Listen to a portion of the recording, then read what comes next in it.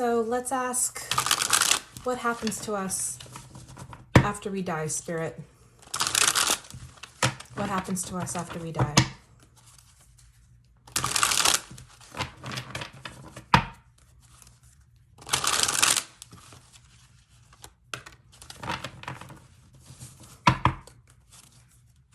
The first thing he says is, the worst is over. Is after you die. Okay, there's another one here, I think. Okay, so immediately we go into healing. Being here is really tough. It's like being in a wreck. And all of a sudden, once you die, it's like being in the jacuzzi of heaven. That's how I see it, because it's like all of a sudden you don't feel pain and you have this immediate healing effect. You don't have any of this physical to attach yourself to, okay? So that's the first thing they're saying. I guess they come and get you and they bring you back and you celebrate with everybody who has been waiting for you on the other side. We have a reflection time, which may be with that healing part, because one does lead to the other here, but there is definitely a reflection on, it's of this 2020 effect that you get like we have now. Have you ever heard that saying, Shakespeare, whole world is a stage and we are mainly actors? That's kind of what we are on planet Earth. And there's a lot of galaxies out there that we go to and we change through. And being here, you realize, like in hindsight, like, dude, that was fucked. And I think that's what's happening here. It's just it's recognizing and validating that this is not an easy life. It's just not. Here we're showing that there is a messenger here to come and get you. I don't think it necessarily comes in the form of a bird, but there is a spirit that lets you know it's time. Okay, and it brings you back to the rest of your family, which is really nice. Lots of reflection going on. You are out of hell. They are referencing that hell is brought on by our karma, and I will go into that in a second, but this is the emotional aspect of it. This is my emotional card, how a person feels inside, and it feels like they're escaping hell. Other people recognize as having a badge of honor to come here. Okay, and you add more to your accumulated knowledge as a spirit. Remember when I said that the world is a stage and we are mainly actors? The spirit itself is the person as we see ourselves. But in the scheme of things, we are just a mask. We are just, just a bag of flesh. Our spirit is the real person living the life. Now, please tell me about karma. And if you guys have any questions, put it in the comments and I will answer them. I'll ask my spirit guide. And I know that I am the only one asking these questions. I know I am. Everybody's doing the same thing. This is how I am. I have to stick out. It just showed me a King of Swords. Yeah, see a King of Swords. Like I am determined to answer questions that need to be answered, that are really, truly fulfilling to what we need to hear, because this is what's going to get us on a higher consciousness. Knowing these answers and feeling okay with what's going to happen on the other side, because right now we don't have to worry about anything. We're supposed to lead with love. All right. So speaking of love and speaking of this, Spirit, I want you to tell me about karma, how karma works. Okay. So we have the Four of Cups. It's an ongoing cycle. Where there's one, there's going to be the next, and there's going to be the next, and there's going to be the next. Karma gets spilled back and forth. And let's see, the Magician. What we reap will come to pass, especially if our intentions are dark. This is a person that likes to get something over on someone, but they do that too often. And then the Queen of Wands. That's somebody who steps over another person.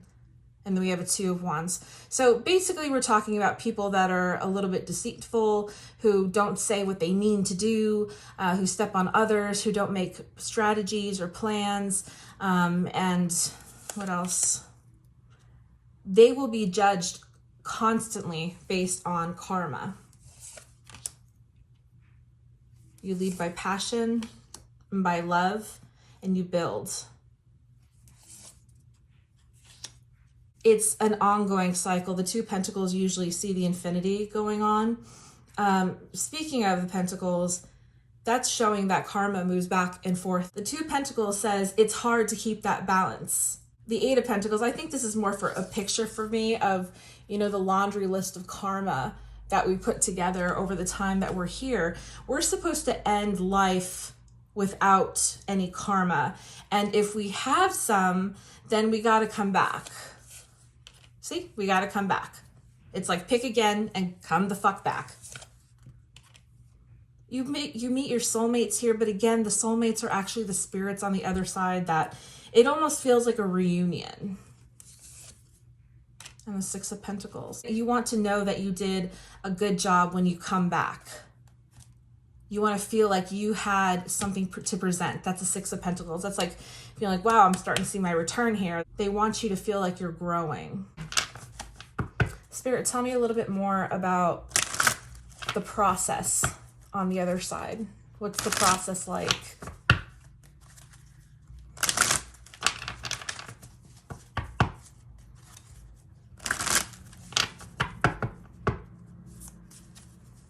Why do we keep coming back? How about that? Ten of Swords. Because everybody comes back with karma, is what they're saying. Everybody does. It seems like it anyway. They don't learn the first time. You see here, it's what they're saying is like, I think before you're like, when you're between lives and you're on the other side and you're having this reunion, so to speak, you know everything. But when you come back, you don't have a fucking clue. That's the problem. See, you don't have a fucking clue. You can't make this shit up, dude. You can't make this shit up. Okay, so Nine of Pentacles, you're supposed to come back and this is what you're accumulating. So it's like you go back and you accumulate and you will usually get rid of one or two things from past lives. So there could be things in your life that you're still paying karma for, even in this life. And you actually take them away slowly because I just think that's how human nature is. Yeah, see the Magician. This is the best way it moves, and to build good karma will immediately take away these things. But you can't, like for instance, this is what a lot of people do. They're saying, have you ever met somebody who has a really bad relationship with like their daughter, but then they treat some other person that's around their daughter's age like their daughter, like they're trying to make it better by being good to somebody else? That's what they do. And that doesn't really help karma in its way. And see, it ends up being kind of a waste here. Does this have to do with like asking for forgiveness or just being honest? What does this mostly have to do?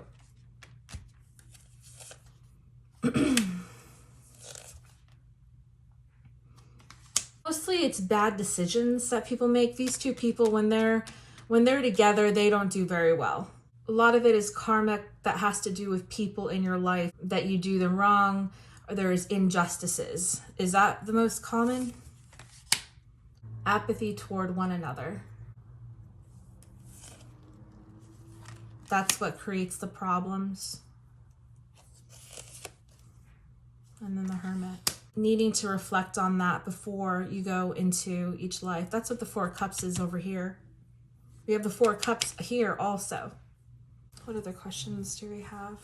Tell us about our soul families. How do soul families work?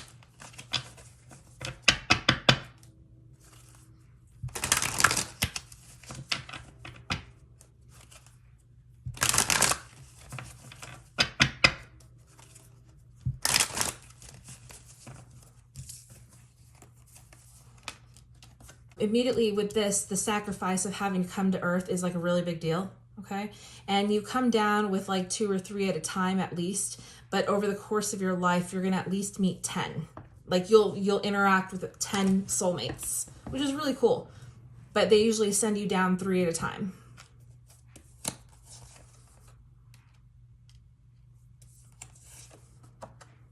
Aww. Everything has its natural end to it. To be in the most love possible. Have an innocent perception about love. That's hard to do for a lot of people. But love comes to a lot of people in your life. This isn't just one person. Sometimes you will come back as family. But other times throughout your life, you're going to meet probably 10 more. Let's just say 10 more that end up being friends and, people that you meet during the course of your life. Now, most of the time, your parents or your siblings are going to come to you as soulmates. It goes beyond love. It comes from the place of love that you come back together. You're going to have to say goodbye to a lot of these people, what you believe to be as prematurely. Whether it's you just have the relationship that ends or whatever the case may be, everything has this natural cycle to it. Some things will leave earlier than, and you're expecting that. You're not expecting things last forever. You're saying, things have a time limit on them.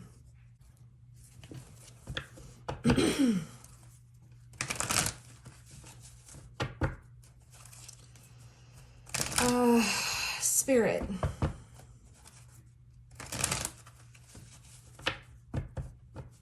Spirit, tell me about, this is going to be a rough question, guys. Tell me about the children that don't make it past a very young age. What happens to the kids that they get sent back very quickly, I guess is what I'm trying to say.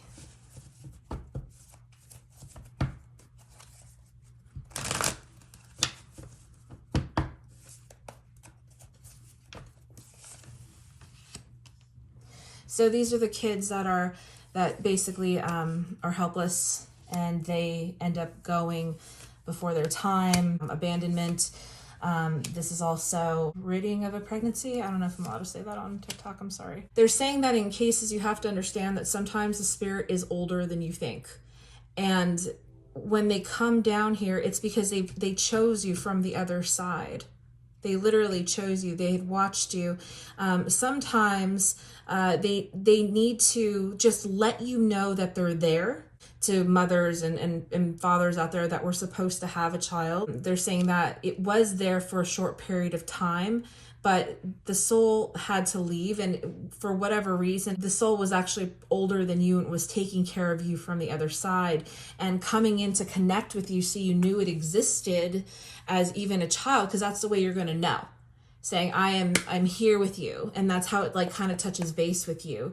Because if you're a mom, especially, and you're carrying that soul, you feel it's supposed to help guide you, but sometimes that's the only way they can really talk to you. A lot of people fight this concept, and it is what it is. They're saying it is what it is. There's no one's ever going to understand or accept what I am saying here. But humans have not figured out how to see things this clearly. So when this is right side up, what worked for you in the past will no longer work for you now.